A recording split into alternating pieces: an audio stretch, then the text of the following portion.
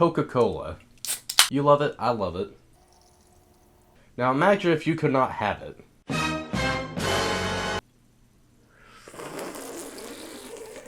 Well, this was true in the Soviet Union all the way up until 1979. Now, what if I were to tell you that one of the biggest figures in World War II, the Marshal of the Soviet Union, Georgy Zhukov, this guy, could not get enough of this stuff.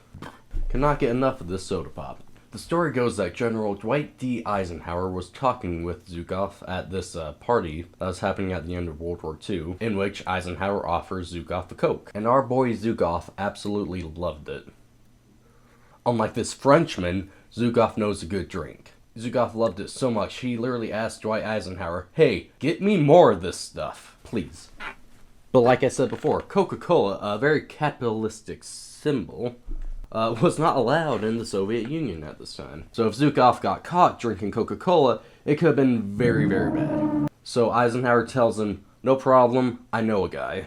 Then he talks to President Harry Truman, and then Harry Truman went to the Coca-Cola company and was like, "Hey, we need to find a way to make our boy be able to have Coke in his Coke-less society." Alright, we're back in the action. Harry Truman then went to the Coca-Cola company, who made a brand new batch of cola just for Zhukov.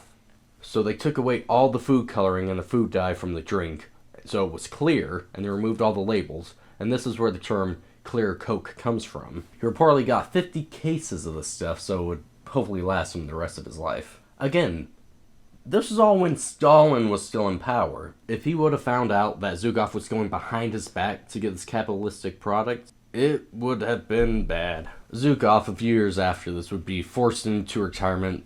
Bunch of politics, bunch of other stuff I'm not going to get into. Do y'all even know about the Gestapo and the Gulag and the Gestapo?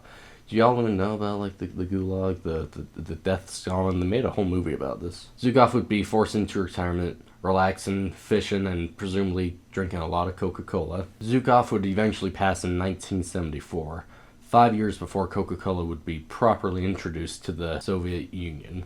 A man may die, but not his ideas, or something like that. If some for godforsaken reason I end up going to Russia, I'm going to make it my mission to place a Coca-Cola on Zhukov's headstone as a tribute. I'll find a way, don't you worry. I guess it doesn't matter if you're one of the highest ranking people in the Communist Party. No one can resist a good Coca-Cola.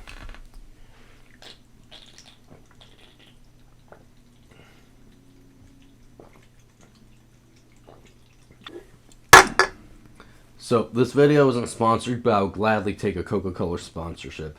Yo, Quincy, hook a brother up. Oh, jeez.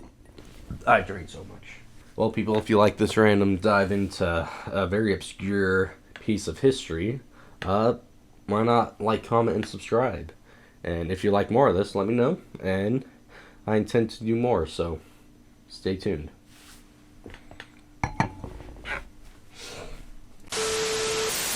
Harry Truman then went to the Coca-Cola. Then Harry Truman went all the way to the Coca-Cola company to ask them to make a special batch. Then Harry Truman went to the Coca-Cola. Then Harry Truman went all the way to the Coca-Cola company, Then